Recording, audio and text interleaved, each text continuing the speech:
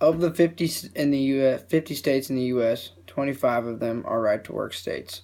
For the other half that doesn't fall into right-to-work laws, it could only be a matter of time. Missouri is still one of the states that is holding out on right-to-work. Right-to-work is wrong for Missouri. Many of our Missouri workforce is union, and if right-to-work were to pass, then Missouri would have its unemployment rate skyrocket. I work for a union construction company, and if right-to-work passes, the company may have to lay off workers. I also want to get my degree in construction management, and if right-to-work passes, there will be less companies willing to hire when I'm out of college. The three biggest main points today are how right-to-work hurts union workers, hurts small businesses along with our economy, and how right-to-work will make workplaces more hazardous. Let me explain to you why right-to-work is wrong for Missouri. First off, the biggest reason why right-to-work is wrong for Missouri is because it simply hurts our union workers' pay. According to the right-to-work laws hurt workers, society, and the economy entry published in the Greenhaven Press in 2013 by David Madlin, says that the effect on the average worker, unionized or not, of working in a right-to-work state is to earn approximately $1,500 less per year than a similar worker in a state without such a law. What Madlin is saying is that because the unions will be abolished, no workers will have a set pay that they must be paid.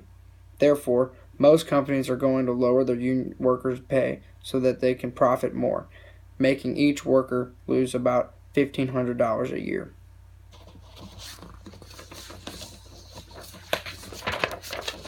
Right to work not only hurts our workforce, it also affects our commerce and our cities. Next, if right to work passes, it could majorly affect our small businesses and economy.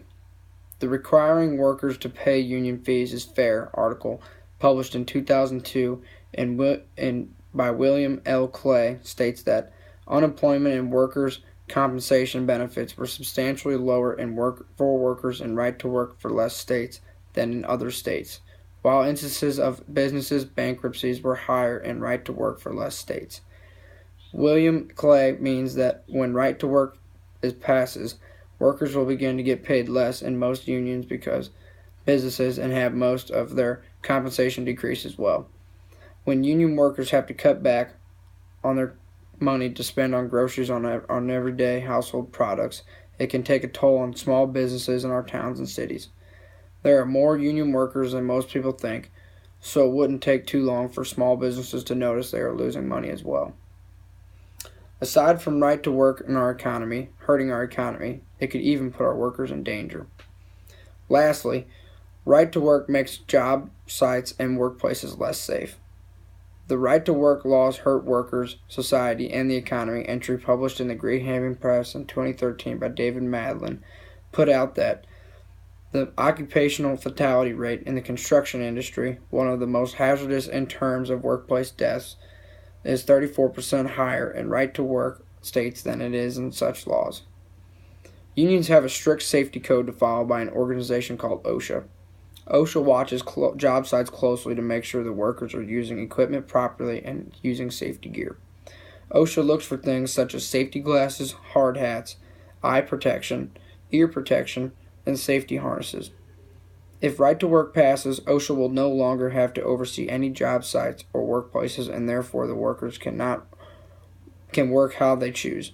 When this happens, workers become careless and get too fast and then lead to hurting themselves. Even with all these dangers that come from right to work, some still push for it to pass. Most right to work supporters believe that the law will actually increase job growth. Right to work laws do exactly opposite of that. The right to work laws hurt workers, society, and the economy entry, published in the Greenhaven Press in 2013 by David Madlin, talks about how after Oklahoma adopted right to work thinking it would increase jobs, it actually decreased them. Madlin states, in fact, both the number of companies relocating to Oklahoma and the total number of manufacturing jobs in the state fell by about a third since it adopted such a law in 2001. Right to work actually decreases the amount of jobs that move into a state and community because no new companies will have workers who are willing to work for that low of pay. Bigger companies that would be doing bigger jobs and creating more money for the state are not wanting to move to a right-to-work state because they know that all their workers will leave. Therefore, when workers know that their wages and pension will be cut, they quit, then making the companies go out of business and generating less work for the state. People may claim that the laws help, but they are sadly mistaken and need to know more about the laws they are putting into effect. In whole, right to work cuts union workers' wages and pension majorly, kills our small business and economy, and can also make our workplaces physically dangerous to be in. Right to work is still wrong for Missouri and must not be passed.